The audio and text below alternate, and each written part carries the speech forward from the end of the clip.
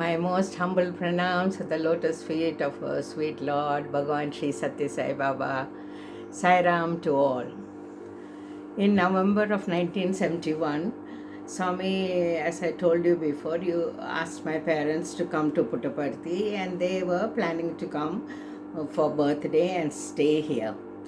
When I joined Anandapur College in 1971, before that I had met a person, his name is Devdas Babu Menon, who became my husband. He was a friend of my brothers, went to college with them in Trichur, Kerala, where my family also resided. And slowly we became family friends. His parents and his sister and family used to visit us often, and we would also go to their house. He was very close with my brothers and he often used to come to our house. Almost every day he came to meet my brother, and of course he would speak to me. He was many years older than me. While I was still in high school, had finished his degree and he had graduated. So we made plans that when I finished my education, we would get married. And he immediately looked for a job, and he was already working by the time I joined Anandapur College. He used to write letters to me when I went to Anandapur. And there I had one of my very close madams who almost treated me like her own child. And I told her about this, and she said, okay, do one thing. Since the letters are censored before the girls receive it, you ask him to write in my care of. So Babu wrote letters to me, care of this madam. And remember, I told you about that interview that I had alone with my friend and her mother. In that interview, Swami mentioned, I know about your love affair, this boy named Babu. Don't be afraid. Swami will talk to your parents and Swami will fix the marriage. And then Swami will conduct your marriage in Whitefield after you finish your education. So I was quite relieved that Swami was on our side. But then he turned around and he said, he's writing letters to you to the college. It is not good, isn't it? If the madams read your letters, it will not be good for you.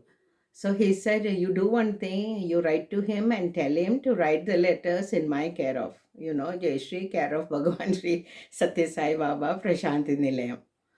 Babu must have written hundreds of letters in Swami's care of, but Swami did not give me even one single letter. I don't know what he did with it. He must have enjoyed reading these love letters.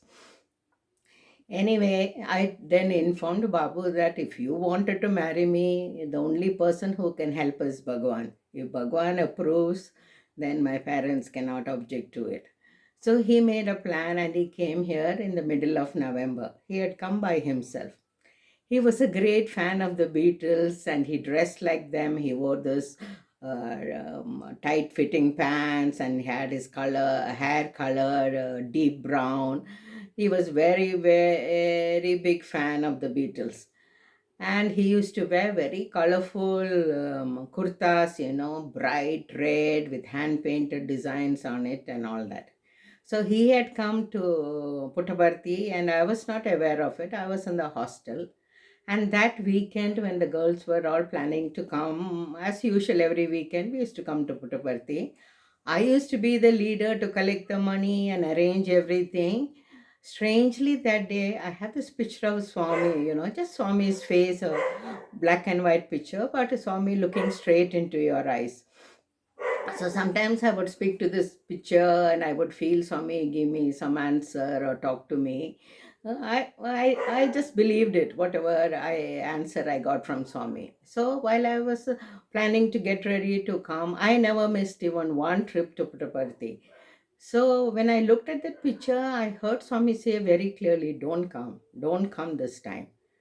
So I went up and told the madams that I'm not feeling well, I'm not coming this time. And the girls and the madams left for Puttaparthi. Here another drama was unfolding. Babu had come and he was sitting in the veranda. And what happened was the very first time he was sitting, I explained, right, that the people could sit Right from Swami's interview room door, the men all sat in that first veranda right next to the bhajan hall. So he was sitting there, and when Swami opened the door, next to him was seated an handicapped man who could not walk. So Swami pointed at him and called him for interview, and then he turned to Babu and he said, "Help him inside." So Babu pulled up that person, put his arms across his shoulder, and slowly, gently walked him into the interview room.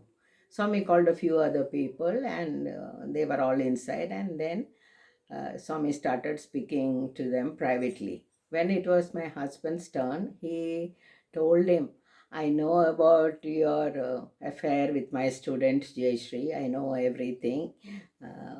But what can Swami do? Her parents have fixed a marriage with one Captain Menon and his son, and you see they are sitting on the veranda here. They have come to fix the marriage." My husband was in shock, because he never expected that. He expected Swami to agree to a marriage and convince my parents to allow him to marry me. He was very angry and upset, and even without doing Padnamskar, he walked out of the interview room door. As I told you before, these interviews used to continue till bhajan time at 11. And this was quite a common occurrence. And then after the bhajans and arati, people would wait on the ashram ground under Swami's balcony and watch Swami go across from his room to his dining hall on the other side of the veranda. And people were all waiting downstairs, the women on one side and the men on the other side. And Babu was also standing on the men's side. When Swami walked across, he thought in his mind, Swami was looking down and giving darshan to all the people standing there. He looked at Swami and he said, "This is the last time you will see me, Bhagavan. I am going to go and commit suicide. I don't want to live without Jayashree in my life." Swami just glared at him from the balcony, and without going to the dining room, he walked right back into his room. And then people were all shocked and stunned, like, "What happened? What happened?" And then Swami sent Swami's Dwarapalas. In those days, there used to be two boys standing in front of Swami's door. And he sent one of them to call Babu inside for interview.